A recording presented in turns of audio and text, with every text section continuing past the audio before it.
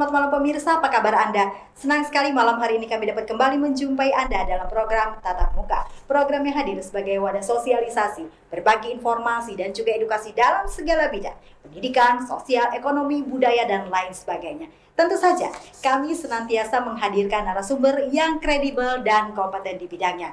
Pemirsa, tema kita malam hari ini adalah Pendidikan Merdeka, Cetak SDM Mumpuni. Untuk membahas hal ini sudah hadir bersama saya Ibu Dr. Rusnani, MPD, Pengawas Pendidikan Menengah atau SMA Sederajat, Fasilitator Nasional Sekolah Ramah Anak, dan Fasilitator Sekolah Penggerak atau KUMER, Kemendikbud untuk Kalimantan Tengah. Kita sapa dulu, selamat malam Ibu. Selamat malam. Terima kasih sudah datang. Iya. Bu, sehat Bu di tengah asap? Iya. Puji Tuhan sehat. Terima kasih Bu, kita malam hari ini ingin sharing-sharing sedikit tentang pendidikan. Iya. Pemirsa, kita ingin mengetahui seperti apa pendidikan di Kalimantan Tengah ini saat ini. Dari tahun ke tahun, program demi program bergulir. Kemudian seperti apa serapan yang diterima oleh peserta didik. Kemudian juga seperti apa tenaga pengajar, tenaga pengawas, bekerja sama, bahkan orang tua murid untuk bekerja mencetak SDM anak-anak Kalimantan Tengah khususnya yang mumpuni. Pemirsa, bersama saya Olivia Teja, inilah Tatap Muka selengkapnya.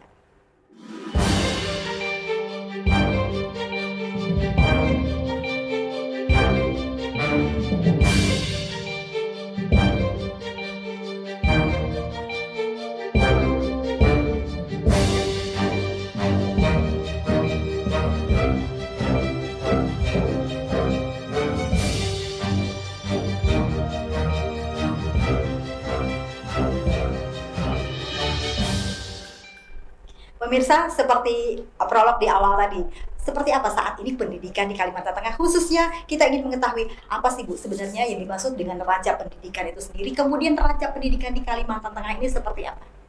Iya. Neraca pendidikan itu dapat diartikan adalah bagaimana kita melihat potret pendidikan, ya. Potret pendidikan. Ada yang neraca pendidikan nasional, ada neraca pendidikan daerah, ya. Nah, itu. Kemudian untuk memperkuat ekosistem pendidikan itu sendiri dalam meningkatkannya namanya mutu pendidikan itu seperti apa? Nah, dalam meningkatkan mutu pendidikan ya, yang namanya ekosistem pendidikan itu kita berbicara secara holistik, menyeluruh. Nah, jadi kalau untuk meningkatkan mutu pendidikan di sini berarti kita ekosistem yang harus kita ciptakan atau ekosistem pendidikan itu bukan saja ekosistem di sekolah saja, karena pendidikan itu merupakan tanggung jawab bersama. Tanggung jawab bersama dari pemerintah, dari orang tua, dan juga tanggung jawab juga dari kita sekolah, ya. Jadi kalau kita hanya mengandalkan salah satu pihak saja dari komponen itu, maka akan terjadi ketimpangan. Untuk meningkatkan ekosistem atau untuk apa namanya tadi? Untuk pendidikan. Otomatis perlu kerjasama, kolaboratif, istilah zaman sekarang itu ke kolaboratif. Dengan adanya kolaboratif dengan berbagai komponen yang saya sebutkan tadi, maka untuk pendidikan saya yakin bisa tercapai bila kita bersama-sama untuk meningkatkan. Nah, kemudian ketika kita berbicara tentang mutu pendidikan itu sendiri Bu, yang menjadi indikator suatu pendidikan itu berhasil dengan tidak itu seperti apa sih Bu? Iya, kita kembali ya. Apa sih yang diinginkan atau goal dari pendidikan kita? Yes, kita kan ingin membuat anak itu intinya cerdas berkarakter. Cerdas berkarakter. Terus karakter apa yang diharapkan? Ya. Di Indonesia karakter yang diharapkan sudah jelas. Karakternya itu karakter profil pelajar Pancasila. Nah, bagaimana penerapannya untuk melihat bahwa ini pendidikan itu berhasil? Kalau menurut pendapat saya ya, pendidikan itu berhasil yang mana anak itu mampu menguasai pengetahuan, tetapi dia juga mampu mengimplementasikannya sehingga nanti di dalam kehidupan nyata dia bisa bertahan, tetap survive, tetap bisa menyesuaikan diri dengan perubahan-perubahan zaman, menyesuaikan diri dengan keadaan. Yang tidak kalah dalam penyesuaian diri itu adalah bagaimana anak itu memiliki karakter yang kuat, karakter yang tadi yang saya sebutkan tadi, karakter yang mencerminkan profil pelajar Pancasila, ada kemandiriannya, ada berpikir kreatif, kemudian berwawasan, kemudian dia juga otomatis juga memiliki ketakwaan. Nah, jadi 6 dimensi dari profil pelajar Pancasila itu yang harus dicerminkan oleh seorang anak. Jadi sekali lagi, kalau menurut hemat saya, berhasilnya sebuah pendidikan itu adalah terlihat dari bukan saja cerdas secara pengetahuan, tetapi memiliki karakter yang kuat. Oke, bagaimana Atau ketika anak itu tangguh lah. ketika Ibu melihat masih banyak di luar sana pendidikan-pendidikan yang menitik beratkan kepada nilai, Bu. Nah, itu dia. Kemudian, kamu ranking berapa? Ketika Nah. dia tidak ranking, aku tidak ranking loh, Ma. Atau teman-teman. Itu kan masih terngiang, Bu, sampai saat ini. Betul, itu zaman kita ya. Nah, di era kurikulum merdeka ini yang diharapkan oleh Mas Menteri, bagaimana pendidikan itu bermakna. Pendidikan itu bermakna, jadi pendidikan itu, kalau kita menilai anak dulu kan kita selalu mencari, kan ada namanya dulu ujian nasional. Yang dilihat itu adalah nilai pengetahuan kognitif, nilai akhir. Dalam kurikulum merdeka bukan berarti nilai akhir, hasil tes sumatif itu tidak penting, penting juga, tetapi lebih menekankan kepada proses. Anak itu berproses, bukan mendapatkan nilai saja. Jadi contoh seperti penilaian tidak semata-mata berbicara tentang angka. Ada juga penilaian itu berupa deskripsi, berupa anekdot ya. Nah, jadi sekali lagi yang lebih ditekankan di dalam kurikulum merdeka itu bukan kepada nilai yang berupa angka-angka itu, tetapi bagaimana anak itu menemukan jati dirinya, dia bisa mandiri, dia bisa kreatif. Jadi seorang guru itu harus memiliki kemampuan untuk bisa menumbuh kembangkan kemampuan anak didiknya, sehingga anak didik itu, oh saya ini bisa. Jadi bukan mendengarkan ceramah guru, bukan seperti itu monolog seperti dulu ya, Bu? Tidak, tetapi yang lebih pendidikan itu harus pendidikan yang berpusat kepada peserta didik.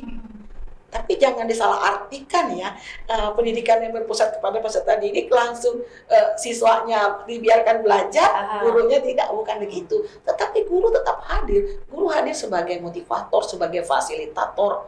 Dia dapat memfasilitasi pembelajaran anak-anak ini dengan melihat, tetapi bukan guru yang dominan di dalam pembelajaran. Kalau untuk Kalimantan Tengah sendiri, sepengetahuan Ibu, itu saat ini seperti apa sih, Bu? Bisakah semua diterapkan di Kalteng ini sampai ke pelosok, bahkan daerah 3T? Bisa. Menurut hemat saya ya, bisa. Karena kebetulan juga ya, Dek, ya, Ibu bisa keliling juga ke daerah-daerah sampai ke pelosok. Untuk bisanya itu sekali lagi, sejauh mana kita sebagai pendidik untuk berkomitmen, terutama memajukan daerah kita. Kalau kata kita orang Dayak ya, kalau bukan dia itah hewe hindai. Kalau dia itah hewe hindai, artinya kalau bukan kita siapa lagi. Nah, jadi bisa. Kenapa? Dalam penerapan kurikulum yang berpusat kepada peserta didik ini, tentu tidak harus memerlukan biaya besar, tetapi yang paling utama itu adalah mengubah mindset berpikir guru bahwa mengajar itu bukan sekedar satu arah, tetapi bisa banyak arah. Nah, bukan saja dialog antar siswa dan guru itu, tapi bisa di dalam pembelajaran itu banyak arah. Artinya semua siswa di dalam ruangan kita itu memiliki potensi, untuk memiliki kreativitas di dalam pembelajaran itu. Oke, ditahan dulu, Bu. Bagaimana caranya kemudian seorang guru ini bisa mengadopsi apa ide-ide dari mereka, sedangkan si guru itu sendiri, mereka mempunyai yang namanya deadline. Kurikulum ini harus selesai. Oke. Pertanyaannya sangat menarik. Kenapa? Kita tidak lagi dalam rangka mengejar target ya, mengejar kurikulum. Oleh karena itu, di dalam kurikulum Merdeka pun kontennya lebih disederhanakan dan lebih mengarah kepada materi yang esensial. Apa yang materi yang esensial di kurikulum Merdeka? Tentu litnum. Apa itu litnum? Literasi, numerasi. Nah, contoh misalnya, ini contoh saya langsung contohkan ya. Kita ini kan mengajar di kelas 1 SD. Yang sangat esensial untuk anak kelas 1 SD ini apa? Dia harus mengenal, mohon maaf ya, kalau belum bisa mengenal huruf, berarti terus mengenal huruf. Dia harus bisa merangkai huruf, mengeja, membaca. Karena kalau anak ini tidak bisa membaca, pada kelas-kelas berikutnya lagi bagaimana dia mengikuti pembelajaran, itu esensial. Jadi tidak ada lagi istilah guru, kepala sekolah harus menargetkan guru, kamu harus selesai. Nah, untuk bisa mengetahui itu tadi, makanya kita di kurikulum Merdeka, guru harus melaksanakan atau melakukan yang namanya asesmen awal atau asesmen diagnostik. Asesmen diagnostik ini ada dua. Yang pertama, kognitif itu untuk mengetahui kesiapan belajar dari segi pengetahuannya ya. Kemudian yang kedua, asesmen non kognitif itu untuk mengetahui bakat minat anak itu. Nah, begitu guru mengetahui dari asesmen awal ini, contoh misalnya dia punya anak di kelas itu 25 orang. Dari 25 orang ada 5 orang anak yang di atas rata-rata. Kemudian ada 15 orang anak yang rata-rata yang sudah bisa, anggaplah misalnya dia ini mengajar di kelas 1 SD sudah bisa masuk fase A. Bukan, sudah tidak di fase PAUD lagi.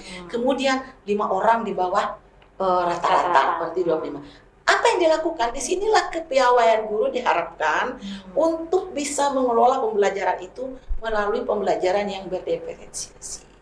Apa pembelajaran berdiferensiasi?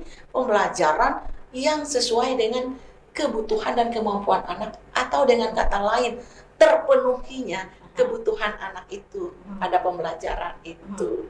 Nah, tanpa ada asesmen awal, guru tidak akan bisa mendesain pembelajarannya. Nah, jadi apa yang dilakukan? Contoh di SD, ada anak misalnya yang tadi yang di bawah rata-rata belum mengenal huruf. Berarti kalau belum mengenal huruf, yang dilakukan oleh guru ini tentu dia memberikan kepada anak ini mengenal huruf melalui misalnya kartu huruf dan segala macam sampai pengenalan. Kemudian yang di atas rata-rata sudah bisa membaca, nah tentu guru-guru bisa memperkaya anak ini oleh pengayaan dengan memberikan buku bacaan dan lain-lain. Kemudian yang sudah bisa mengeja, guru cari memberikan pembelajaran yang sesuai dengan kebutuhan dan kemampuan anak itu tadi. Apakah harus selalu mengelompok? Tidak, bisa jadi sewaktu-waktu juga sama, tergantung dengan materi mana yang anak-anak itu harus didiferensiasikan, yang materi mana yang tidak. Jadi benar-benar di sini kejelian guru. Tetapi sekali lagi ya, Dek ya, tanpa adanya asesmen awal itu tidak bisa dilakukan. Bagaimana kalau tuntutan? Karena kita sudah berbicara masalah SD, apalagi kelas 1, bagaimana kalau tuntutan dari sekolah si anak siswa ketika masuk dia harus bisa membaca dan menulis calistung untuk SD. Untuk SD dan itu diterapkan di PGTK. Itu kekeliruan, itu sangat keliru, dan itu sudah ada regulasi yang mengatur dan itu melanggar. Jadi pada usia PAUD anak itu tidak diwajibkan, makanya di PAUD, di tingkat PAUD ya, termasuk TK di situ, tidak diwajibkan anak itu untuk calistung. Tetapi mereka itu namanya saja fase fondasi, membentuk karakter anak pada masa fase fondasi ini.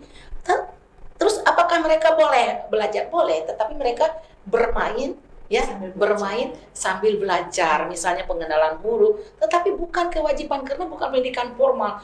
Mengapa tidak? Karena anak itu dari segi psikologinya dia mampu untuk calistung itu pada usia 6 tahun ke atas. Jadi bila ada SD yang melakukan itu salah, tidak boleh, itu keliru. Itu dulu kan kita sering mendengar ada SD yang bisa melaksanakan tes, itu tidak dibolehkan lagi. Karena sekarang pun kalau tidak salah episode 20 yang ke-24 seingat saya itu adalah bagaimana transisi PAUD ke SD yang menyenangkan.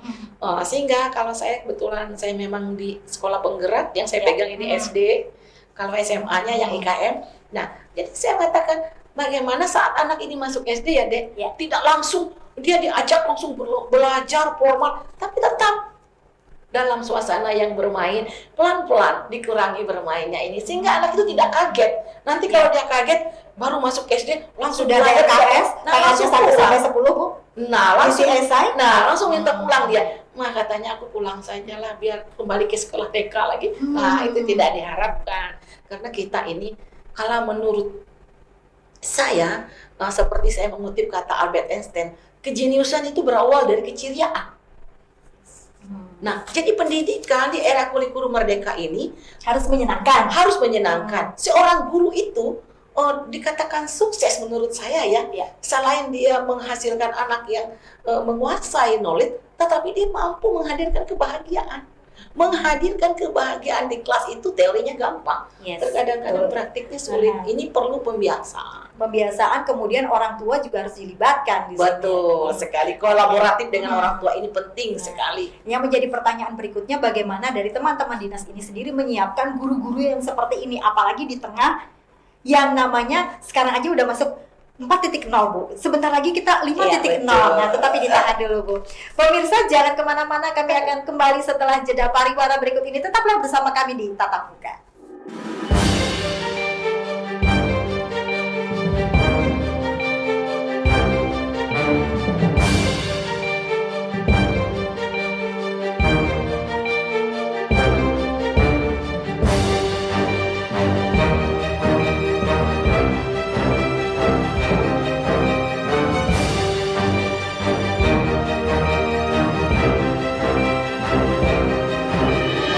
Dr. Rusnani, kita lanjutkan. Bu, tadi kita sempat terpotong. Seperti apa kita menyiapkan SDM dari guru-gurunya sendiri? Kemudian untuk menghadapi yang katanya 4.0 ke 5.0 ini loh, Bu. Kalau SDM tenaga pendidiknya aja untuk mengejar itu ya Iya, kita, agak susah. sekali lagi karena bagaimanapun yang namanya tenaga pendidik, guru itu adalah ujung tombak. Ya, dari ujung tombak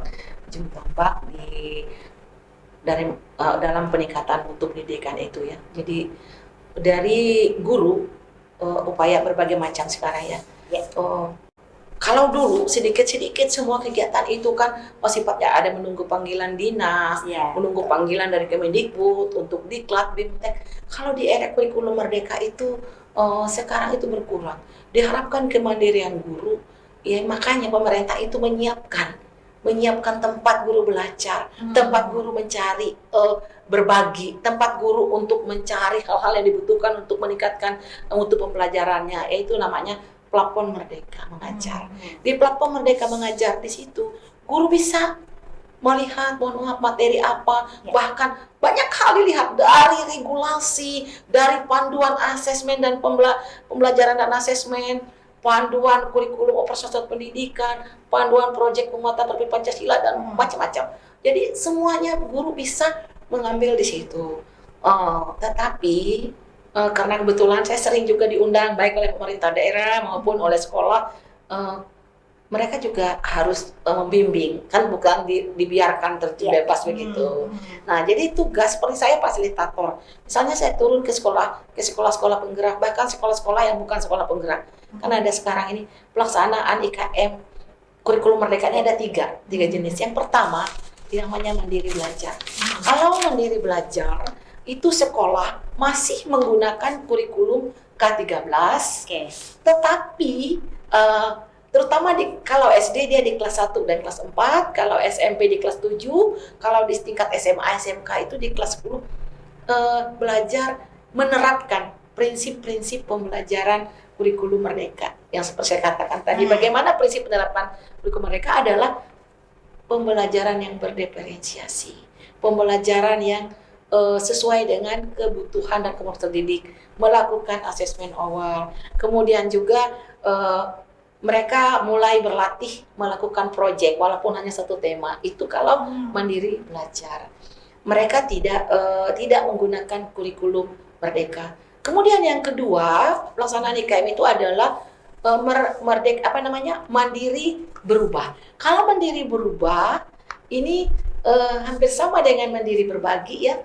Mereka cuman belum diharuskan untuk berbagi, tetapi dari kurikulumnya sudah kurikulum merdeka, dan juga itu sudah difasilitasi di Dapodik juga untuk rapotnya sudah siap ya. Kemudian mereka udah link di Dapodik juga. Kemudian baik rapot untuk intra maupun untuk yang project itu sudah juga dipersiapkan. Jadi hampir mirip seperti sekolah penggerak. Kemudian mandiri berbagi. Mandiri berbagi ini ada juga yang sekolah penggerak, ada juga yang mandiri. Jadi mereka berbagi di sini mengimbas kepada sekolah lain, itu wajib ya. Kemudian juga mereka juga berbagi aksi karya nyata ini, berbagi hasil karyanya melalui apa? Melalui PMM tadi, platform Merdeka Mengajar, sehingga mohon maaf orang Papua sana bisa melihat, oh ini loh karya guru dari Gunung Mas, ini karya guru dari Katingan, nah begitu bisa ya. Nah itu pelaksanaan IKM-nya. Nah terus bagaimana upaya kita untuk meningkatkan SDM guru tadi? Betul, SDM guru. Kita kemarin juga bukan saja guru, dari pengawas sekalipun kebetulan kemarin tanggal 13 sampai 17 karena saya salah satu fasilitator atau pengajar yang diminta oleh BGP, Badan Guru. Kalau kita ini kan Balai Guru Penggerak namanya. Ada 2 sekarang, ada yang pecahan bukan BPMP ya. Kalian BGP ini yang meningkatkan kompetensi daripada guru-guru kita. Nah, termasuk dari pengawasnya kemarin dilatih. Kan tidak mungkin kan kepala sekolah, guru mengerti, nanti pengawasnya tidak kan? Nah, begitu juga dengan guru-guru. Rata-rata guru-guru ini melalui kita juga melaksanakan kegiatan-kegiatan pendampingan ke guru-guru kita. Dan rata-rata juga deh ya, para sekolah-sekolah ini mereka mulai kreatif tadi. Melalui EHT di sekolah mereka mengundang fasilitator ya. Kita sering menerima undangan bukan hanya di Kota Palangkaraya, keluar daerah juga kita diundang. Ini tanggal ini malah tanggal 12 nih saya berangkat ke Sangir Talaut. Ada sekolah di sana, MKKS SMP mau mengundang juga untuk bukan sosialisasi, pendampingan lebih namanya, pendampingan mereka dalam melaksanakan kurikulum merdeka. Sekali lagi di era kurikulum merdeka ini kemandirian dari guru untuk belajar itu memang sangat dibutuhkan. Ada di hikmah saya lihat. Bagaimana merubah mindset dari para guru itu sendiri, Bu, untuk menerima sesuatu yang baru? Betul. Ada juga hikmah dari COVID kemarin. COVID kemarin memang sebuah musibah ya, sebuah musibah. Tapi ada hikmahnya. Saya merasa hikmah. Kenapa? Ada lompatan teknologi yang luar biasa di situ. Yang harusnya mungkin untuk menguasai teknologi itu secara masif itu mungkin baru terjadi 2026 misalnya, tetapi sudah karena keadaan, karena diminta saat itu kan pembelajaran kan tidak mungkin kita luring dari daring.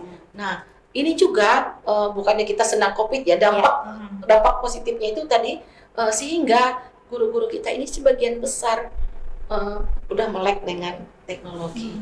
Kalau saya di sebuah sekolah melatih, saya tidak ingin ketergantungan kepada narasumber, tapi bagaimana saya memberdayakan potensi-potensi yang ada di sekolah. Misalnya ada beberapa guru yang luar biasa bagus, saya minta mereka nanti menjadi tutor sejawat. Bisa jadi guru penggerak. Iya, tutor sejawat. Apalagi kalau ada guru penggerak di situ, karena prinsip di kurikulum merdeka ini adalah tergerak. Seperti kata adik tadi ya, tergerak itu kan dari perubahan pola pikir kita sendiri. Tergerak, bergerak. Nah, kalau sudah tergerak kita akan bergerak, melakukan sesuatu. Setelah itu baru kita menggerakkan. Menggerakkan ini berarti menggerakkan yang lain.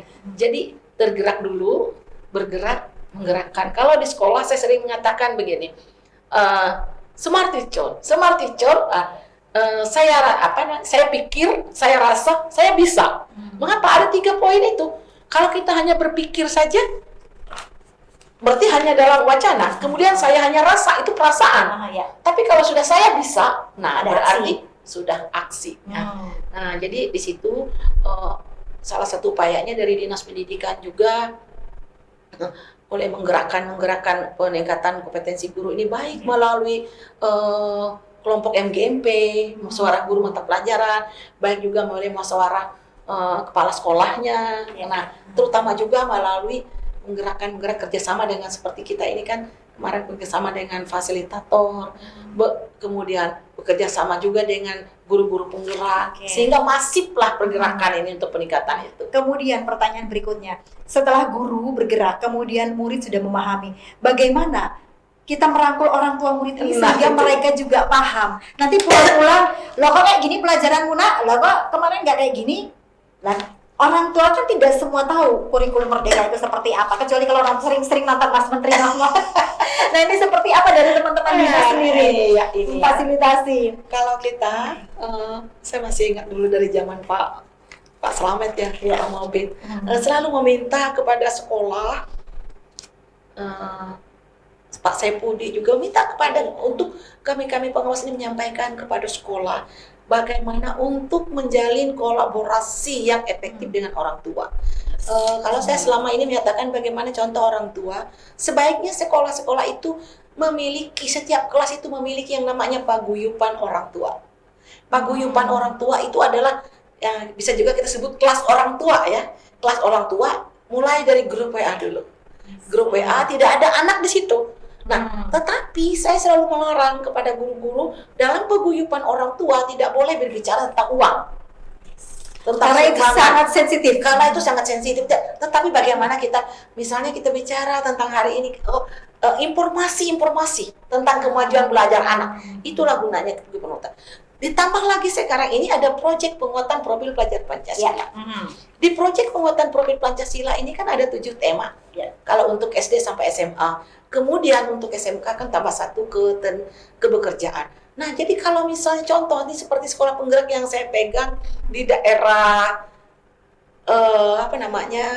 Desa Basawang, Kecamatan Teluk Sampit, di daerah Parebok, mungkin tahu ya, daerah Parebok ke arah ujung Pandaran. Nah, kita tahu di situ itu kan daerah 3T itu, Bu. di situ daerah di situ kan penghasil kelapa. Nah, kemudian salah satu mereka mengambil tentang kearifan lokal, kemudian kearifan lokal topiknya pembuatan VCO. Jadi pembuatan VCO ini kelas 4 ya, di kelas 4 siapa yang dilibatkan jadi narasumbernya? Orang tua. Orang tua ini dilibatkan. Nah, pertanyaan adik tadi ada benarnya juga. Pernah ada orang tua, kebetulan saya pas berkunjung ke sekolah, waktu dibagikan rapot P5 kemarin, di rapot P5 tidak ada angka. Itu hanya ya, mulai berkembang, sudah berkembang, Nah, itu akhirnya dijelaskan. Di beberapa tempat juga ada juga sekolah yang minta, Bu, katanya kalau pertemuan orang tua nanti disampaikan begini-begini. Akhirnya perlu penyampaian kepada orang tua. Jadi jangan sampai orang tua berpikir bahwa di kurikulum Merdeka ini anak mereka tidak belajar. Bukan begitu. Merdeka, Bu. Merdeka tidak belajar. Tidak begitu. Tidak, bukan begitu. Tetapi bagaimana lebih menekankan kepada peningkatan kreativitas mereka. Diarahkan tadi dengan agar mereka nanti setelah lulus sekolah. Nah, itu tadi, ya. Bagaimana mempersiapkan anak ini setelah lulus sekolah ini agar mereka itu mampu berada di tengah-tengah masyarakat, minimal mampu untuk mandiri untuk dirinya sendiri. Itu harus dipersiapkan. Karena mohon maaf sekali, kalau kita di sekolah itu hanya belajar untuk mencapai angka-angka dan nilai-nilai rapot yang tinggi, tapi tidak dipersiapkan dari segi karakter dan skill juga, akan anak-anak juga nanti akan kesulitan dia beradaptasi di tengah-tengah kehidupan nyata. Tadi baru satu, Bu, contoh yang namanya kearifan lokal. Kemudian untuk daerah-daerah se-Kalimantan Tengah ini kan begitu luas, Bu. Geografinya juga sangat-sangat jauh satu dengan lain. Kalau infrastrukturnya tidak memadai, BTS-nya juga sampai sekarang juga titik-titiknya tidak semua terpenuhi, itu seperti apa, Bu? Jaringan internet dan lain-lain. Ini menarik karena baru saya mengalami. Saya baru pulang dari daerah itu. Kalau dari Palangkaraya yang namanya desa Tumbang Tilap di Kecamatan Bukit Santuai itu di Kotim, di Mentayang, daerah Mentaya Hulu. Dari Palangkaraya ini sekitar 7 sampai 8 jam. Nah, kemarin saya kebetulan naik ke daerah Kecamatan Penyoyan, saya naik ini juga Ketinting, Getek. Nah, di situ uniknya begini. Saya menulis artikel bahwa tentang bagaimana keterbatasan Sapras tidak membelenggu seorang guru untuk beraktivitas. Ini nyata sekali. Baru tadi malam saya menyelesaikan laporan itu di SIM PKB saya sangat terharu, menangis. Saya melihat bagaimana sekolah itu ruangannya, nanti saya tunjukkan ya, plafonnya sudah hampir lepas-lepas semua. Siswanya ada 30, bukan karena orang tidak berminat masuk sekolah itu, karena desa itu kecil, masyarakatnya memang anak-anak di desa itu cuma segitu aja. Nah, belum kondisi ruangannya tidak memungkinkan lah. Saya sampai kaget melihat, karena selama ini saya bertemu dengan guru-guru hebat, kepala sekolah hebat. Saya berpikir, wah mereka ini pasti dihasilkan dari tempat yang luar biasa gedung. Ternyata tidak. Kemudian saya melihat, saya menyaksikan pembelajaran yang mereka lakukan. Bagaimana mereka menyikapi tentang keterbatasan black spot tadi ya, tidak adanya jaringan. Mereka bahkan membeli modem secara swadaya dari dana sekolah mandiri. Kemudian bila di rumah kan mereka kan tinggal ada di Kuala Kuayan, ada di kecamatan Bukit Santo yang ada di sana. Mereka mendownload semua apa yang dari BNN. Kemudian mereka bagaimana menggunakan semua sumber daya yang ada di sekolah itu untuk mendukung pembelajaran. Mensiasati yang tidak ada itu menjadi ada. Jadi sekali lagi, bila perubahan mindset, yang pentingnya mindset itu, seorang guru, seorang kepala sekolah ingin maju, ingin mengubah keadaan, walaupun di tengah keterbatasan itu bisa terjadi. Jadi tidak ada jaminan juga, walaupun Sapras itu penting ya, tidak ada jaminan bila Sapras terlengkapi, bila sekali lagi kembali ke SDM. Bagaimana kemudian tenaga pengajar ini kalau dia mengajar dengan baik dan benar dan dengan hati, kalau kita sering mendengar income mereka kurang. Ini sudah tidak menjadi rahasia lagi, Bu. Rahasia betul. Ini seperti apa menurut Ibu? Nah, sehingga tetap kreativitas itu ya, bisa kebetulan muncul. untuk sekolah yang saya kunjungi ini, kebetulan mereka kan masuk daerah khusus. Jadi untuk daerah khusus ini guru-guru yang sudah memiliki sertifikat profesi atau namanya sertifikasi, mereka juga mendapatkan lagi sama dengan gaji pokok juga untuk khusus. Kemudian saya tanya bagaimana dengan guru-guru yang honor, yang guru-guru yang honor, mereka mendapat juga 1,5 juta katanya. Kemudian kalau yang P3K ya sama seperti standar P3K. Artinya sekali lagi saya melihat di sini keinginan mereka, kepala sekolahnya luar biasa. Nanti link dari percakapan kita saya kirim ke mereka bagaimana saya menceritakan tentang sekolah, karena ini real sekali, real. Baru tadi malam saya menyelesaikan. Tapi kan itu tidak 80% kalau menurut perkiraan saya. Nah, untuk menciptakan sehingga paling tidak 80% ini dapat orang-orang seperti ini, seperti apa, Bu? Nah, sekali lagi. Nah, tugas mengapa sekolah penggerak? Orang sering bertanya dulu, kok bisa sekolah penggerak padahal sekolahnya itu tidak ada apa-apanya? Bukan, karena sekolah penggerak, lolos menjadi sekolah penggerak itu bukan karena terpenuhinya semua hal di sekolah itu, sekolah bagus. Tidak, tetapi adalah kepala sekolahnya yang diseleksi. Begitu, mengapa harus kepala sekolah? Karena seorang kepala sekolah ini leader, dia seorang manajer. Nah, bagaimana kepala sekolah ini mengubah, mengajak, menggerakkan. Nah, dia kalau sudah lolos dia sebagai kepala sekolah penggerak, berarti dia sudah kepada tahapan bukan tergerak dan bergerak lagi, tetapi dia menggerakkan di sini. Peran kami sebagai fasilitator adalah menguatkan, membimbing. Nah, kalau ada salah sedikit mengarahkan. Tetapi oleh karena itu fasilitator kalau waktu zaman kami baru dulu disebut pelatih ahli. Nah, itu tidak lagi pelatih ahli. Takutnya nanti kalau pelatih ahli, sekolah nanti tidak bergerak. Wah, ada ahlinya, sudah. Tapi kalau fasilitator berarti kami lebih kepada memfasilitasi mereka, teman belajar. Nah, jadi begitu. Jadi seharusnya kalau mendengar dari penjelasan Ibu tidak ada alasan bahwa dalam tanda kutip penghasilannya kurang sehingga daya mengajarnya berkurang. Seharusnya. Walaupun tidak kita menutup kemungkinan ya, yang namanya seseorang itu kan yang namanya kebutuhan dasar ya, kebutuhan pokok itu sudah itu yang memang harus diperhatikan, dan itu juga saya rasa juga pemerintah juga sudah memikirkan, makanya melalui pengangkatan P3K itu tadi ya. Kalau P3K anggaplah misalnya diangkat guru, saya tanya kemarin guru itu hampir 3 juta segala macam, artinya terpenuhi lah, minimal sudah di atas UMR begitu, jadi terpenuhi. Kita tidak lagi mendengar nanti kalau ada setelah P3K tidak ada lagi guru yang honornya cuma 500 bahkan kurang. Ini banyak kok terjadi di daerah-daerah yang melalui gerakan pemerintah ini. Karena P3K juga kalau di daerah itu ada tunjangan daerah, Ya, mereka ya. juga mendapat. Jadi kita apresiasi lah langkah pemerintah sudah KM. memanusiakan teman-teman, bukannya dulu tidak memanusiakan, tidak, tetapi lebih lagi mengapresiasi kinerja teman-teman para guru ini sendiri. Kemudian pertanyaan selanjutnya Bu, karena kurikulum Merdeka dia berbicara tentang karakter Pancasila.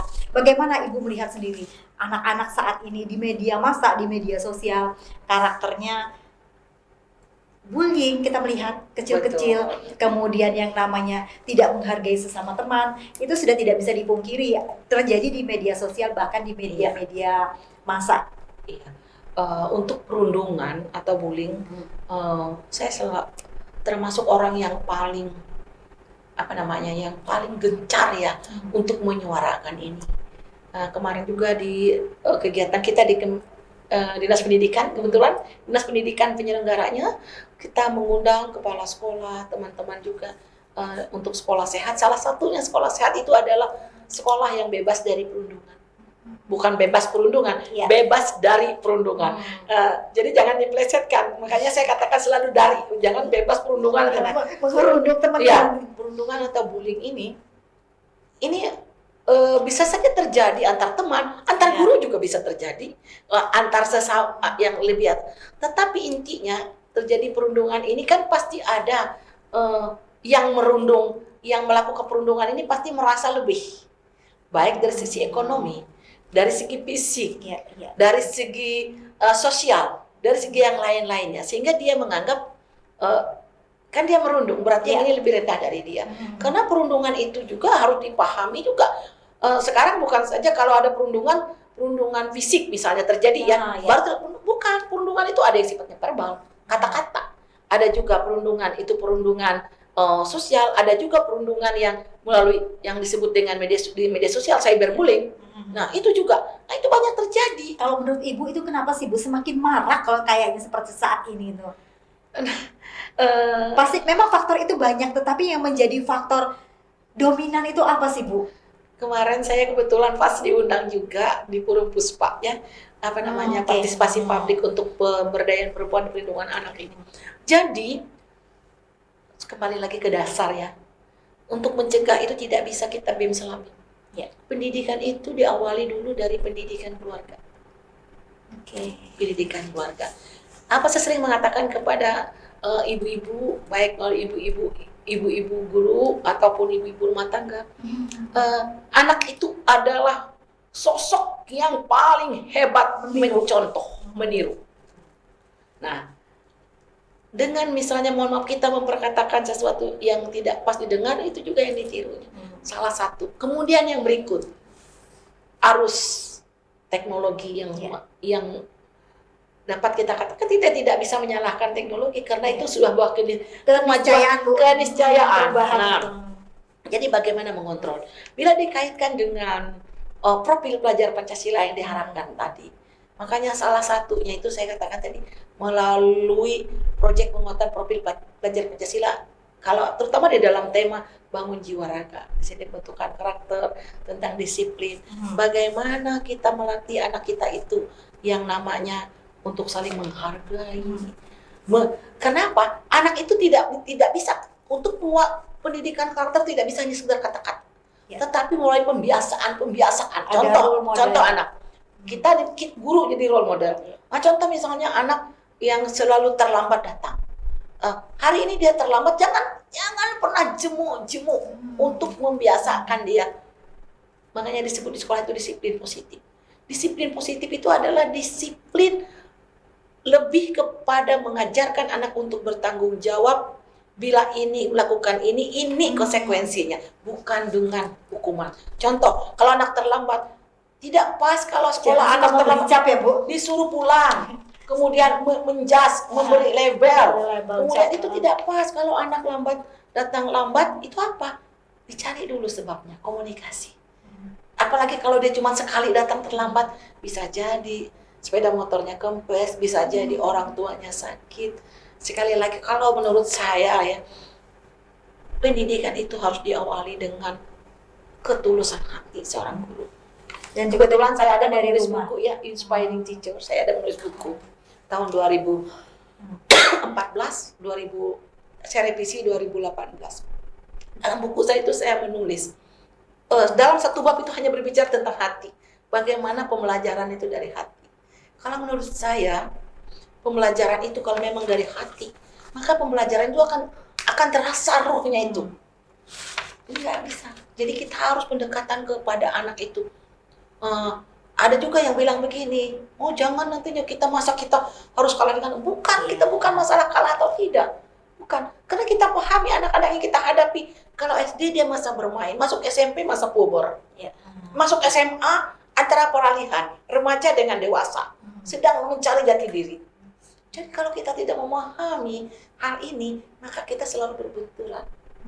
Mari kita masuk dalam dunia mereka. Masuk dalam dunia mereka agar kita memahami apa sih kebutuhan mereka. Bagaimana mengarahkan mereka. Tanpa kita guru ini bisa masuk dalam dunia anak. Anak didik kita, sulit kita memahami mereka. Pertanyaan berikutnya ini kalau dari segi guru, tetapi dari segi orang tua ini nanti, tetapi ditahan dulu, kita break sebentar. Pemirsa, jangan kemana-mana, kami akan melanjutkan setelah jeda berikut ini. Tetaplah bersama kami di Tatap Muka.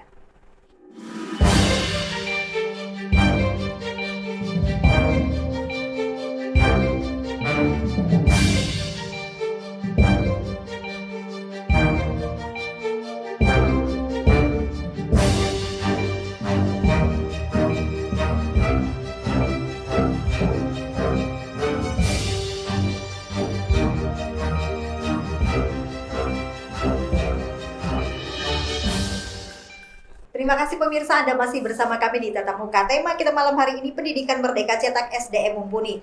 Kita masih dengan Ibu Dr. Rusnani sebagai pengawas pendidikan. Kita lanjutkan, Bu. Tadi kita berbicara masalah gurunya, tenaga pendidik, tenaga pengajar. Kemudian bagaimana mengkolapkannya dengan orang tua supaya sama-sama seide sejalan. Nah, seperti apa? Kadang kan orang tua mikirnya gini, Bu. Repot lagi nyari duit.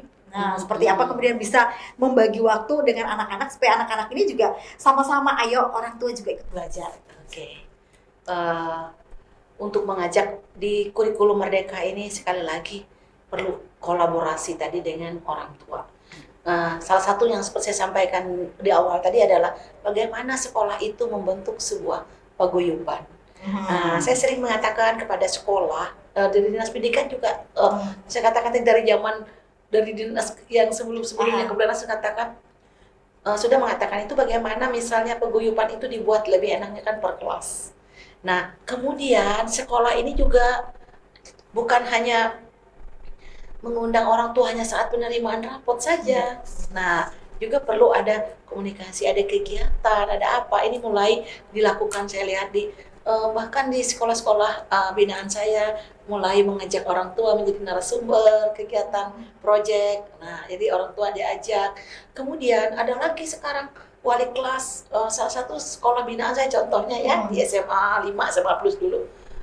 Wali kelas itu melakukan 1 bulan itu minimal mereka melakukan kunjungan rumah 2 kali kepada anak didiknya. Bayangkan, berarti kan ada komunikasi yang nah itu kita mulai, kalau bisa seperti ini ada kunjungan rumah apa. Makanya di sekolah-sekolah kalau bisa tidak ada lagi yang namanya pertimbangan pas naik kelas itu ada alfa sekian, tidak ada. Mengapa harus ada menumpuk seperti itu? Bila ada anak berkali 2, 3, 4 hari tidak hadir, sudah dipanggil orang tuanya tidak datang, sekolah harus melakukan home visit, kunjungan. Nah, sekali lagi, tidak semua orang dia paham gitu. Apanya aware kata istilah sekarang ya, welcome dengan tentang apa namanya pendidikan anaknya. Mungkin juga karena seperti yang dikatakan Ade tadi, karena faktor ekonomi dan segala macam. Tapi dari pihak sekolah kita juga, bagaimana kita sekali lagi salah satunya kepala sekolah itu menggerakkan guru-guru bagaimana untuk berkolaborasi, karena di dalam, mohon maaf sekali ya, di dalam kurikulum Merdeka kolaborasi itu penting sekali. Bahkan kemarin itu waktu kunjungan kita ke sekolah itu juga salah satu poin yang diperhatikan, bagaimana dukungan kolaborasi orang tua untuk sekolah ini. Kenapa? sehebat apapun kita mengajar, Ya. bila dia tidak dengan orang tua tidak nyambung, nanti akan susah. Karena waktu anak, apalagi kalau di SD, waktu anak kan lebih banyak di keluarga daripada di sekolah. Jadi sekali lagi supaya tetap ini match antara orang tua dengan sekolah, maka sekolah harus proaktif. Ya nggak apa-apa lah, sekolah proaktif. Untuk pertama melalui paguyuban orang tua, yang kedua ada home visit tadi, kunjungan ke rumah. Sehingga kita tahu anak kita, misalnya kita wali kelas, kita punya anak 30 di sedang banyak ya, 30 orang. Dari orang 30 anak ini, kita tahu anak ini dia tinggal di sini, alamatnya di sini. Nah itu kita bisa melakukan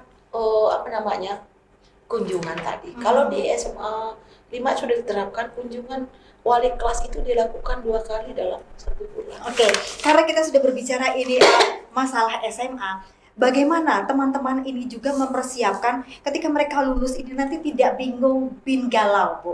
Mau kemana? Saya punya keahlian apa? Kalau saya tidak bisa kuliah, saya harus bagaimana? Nah, itu manajemen pendidikan untuk diri mereka sendiri seperti apa, Bu? Iya, itu peran BK. Kalau dulu mungkin zaman sebelum ini ya, yang namanya BK itu identik dengan tempat penyelesaian anak bermasalah, tempat anak yang berkelahi, yang bukan konseling dong. Iya, BK bukan seperti itu. BK sekarang itu adalah lebih kepada bagaimana dia mengarahkan anak, mampu mengarahkan anak, termasuk dari awal. BK ini bisa memperhatikan, kan di sekolah itu di beberapa SMA yang binaan saya maupun yang tidak, yang saya perhatikan, sekolah melakukan asesmen tadi bakat minat oleh BK. Jadi dilihat, anak ini nanti dipegang dari sini, dia ke sini, diarahkan, sehingga nanti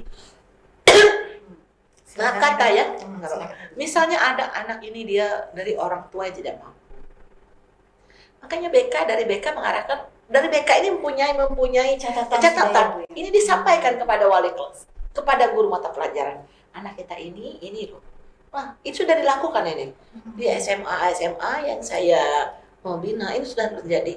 Jadi guru-guru wali kelas, guru mapel ini menerima catatan dari BK. Ini anak kita di kelas, misalnya di kelas 10, anak kita yang namanya ini, orangnya begini. Paling tidak nanti kan ketika dia misalnya lulus, dia bisa menolong dirinya sendiri dulu. Iya, makanya oleh karena itu tadi penguat project itu bagaimana agar anak-anak memiliki karakter profil pelajar Pancasila yang mempunyai karakter yang kuat, kemandirian. Seperti katakan tadi, dia minimal mampu mandiri untuk dirinya sendiri. Nah, mereka itu kreatif. Kalau bahasa saya sendiri itu gini, tangguhlah untuk menghadapi dunia nyata di luar sana. Jadi tidak hanya kita berbicara, apalah arti. Saya baru membaca artikel, tertarik saya bagikan kemarin untuk teman-teman guru, yang tentang seorang dia lulus sarjana umur 12 tahun di Tiongkok. Sedang baca kan, 16 tahun jadi dokter, kemudian dia bekerja di sebuah, mereka ada mengerjakan proyek dengan teman-temannya, gagal, akhirnya dia tidak mau lagi. Anak ini tidak mau melakukan apa-apa, dia hanya menerima kiriman dari orang tua. Mengapa? Sekali lagi, karena tidak dipersiapkan mentalnya. Tidak. Dia mental anak ini, bayangkan, dia umur 16 tahun harus bergaul dengan orang yang sudah dokter seumuran, kan tidak siap. Sekali lagi di sini, dari cerita ini kita bisa melihat yang namanya kecerdasan intelektual saja itu tidak menjamin untuk anak-anak kita ini bisa tetap survive di tengah tantangan zaman. Yang kita persiapkan ini adalah cerdas, berkarakter, tangguh, untuk tetap bisa bertahan, di tengah keadaan yang sulit sekalipun. Kalau keadaan nyaman sih kita tidak bicara, nyaman sih aman-aman aja. Makanya, ketika ada goncangan ini, yang anak-anak ini harus kita persiapkan betul. Saya katakan lalu kepada guru-guru, bila saya bertemu, mari kita guru-guru siapkanlah pelukan untuk kegagalan anak. Mengapa saya mengatakan begitu? Orang tua juga saya sering mengatakan, baru kemarin saya ngomong depan orang tua. Mari kita sebagai orang tua persiapkanlah pelukan untuk sebuah kegagalan.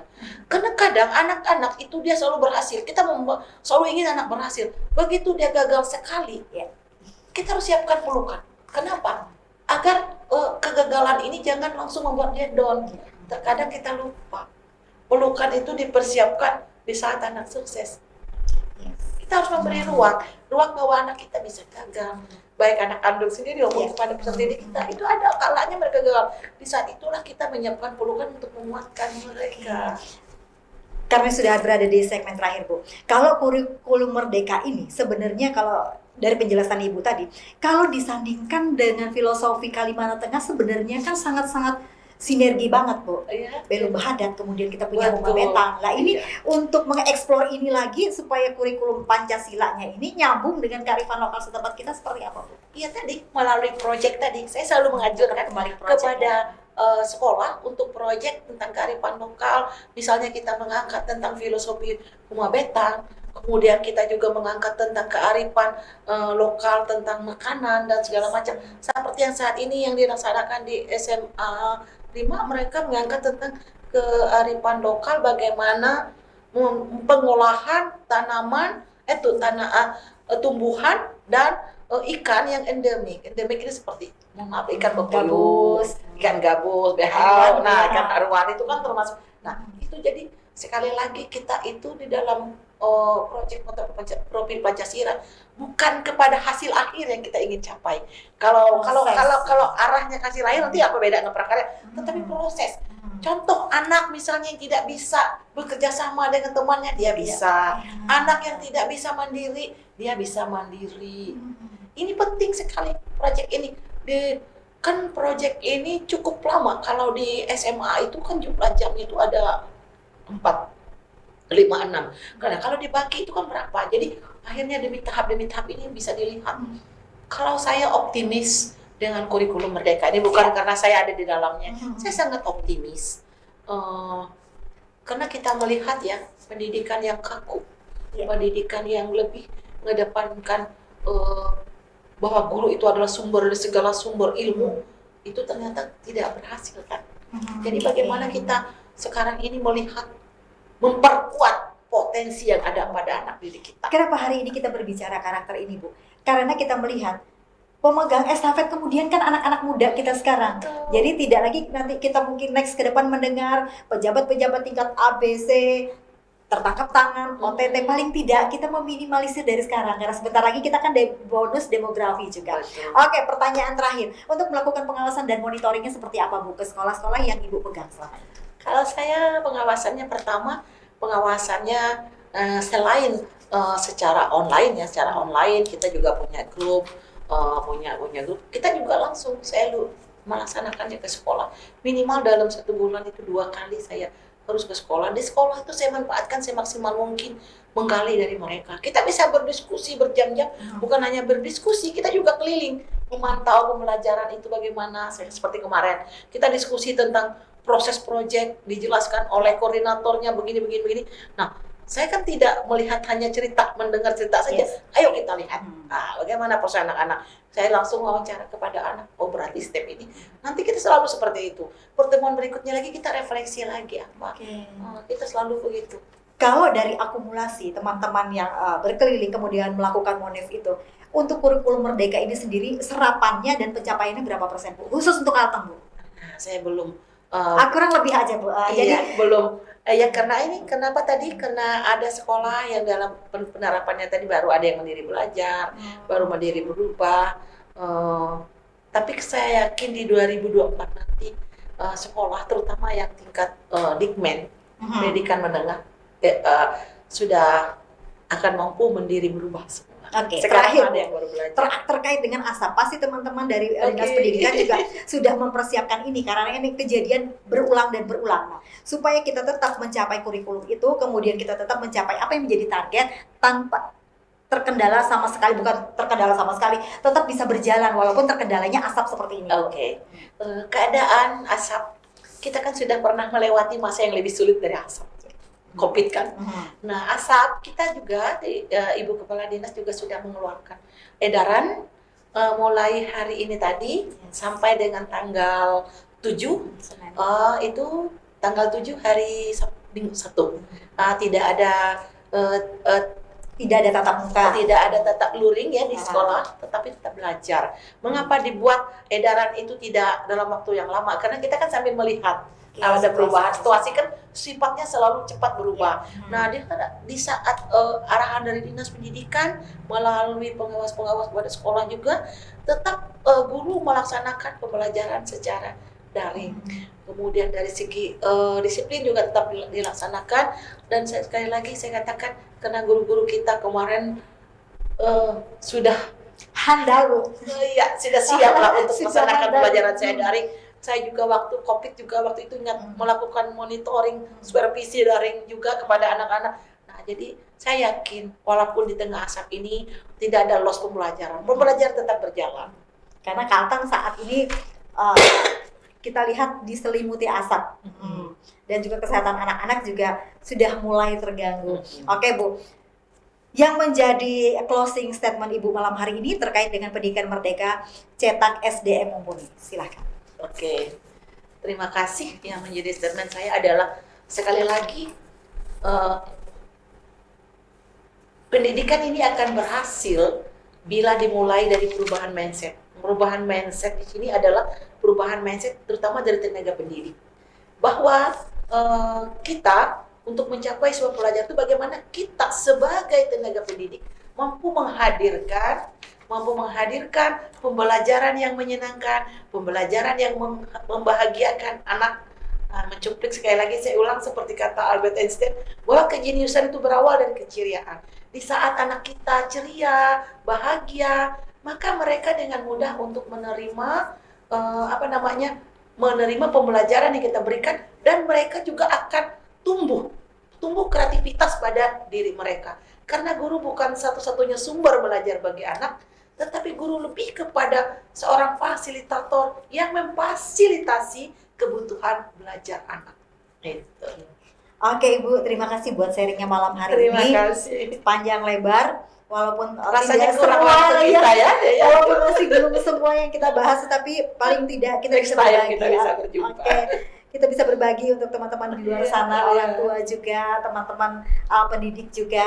Terima kasih sekali lagi, Bu, sudah hadir bersama kami. Iya, terima kasih. Pemirsa, demikianlah akhir perbincangan saya dengan Ibu Dr. Rusnandi MPD selaku pengawas pendidikan menengah dan juga fasilitator nasional sekolah ramah anak dan fasilitator sekolah penggerak Kemendikbud untuk Kalimantan Tengah. Pemirsa, akhir kata saya Olivia Teja bersama teman-teman yang bertugas pada malam hari ini pamit undur dari hadapan Anda. Selamat malam dan sampai jumpa.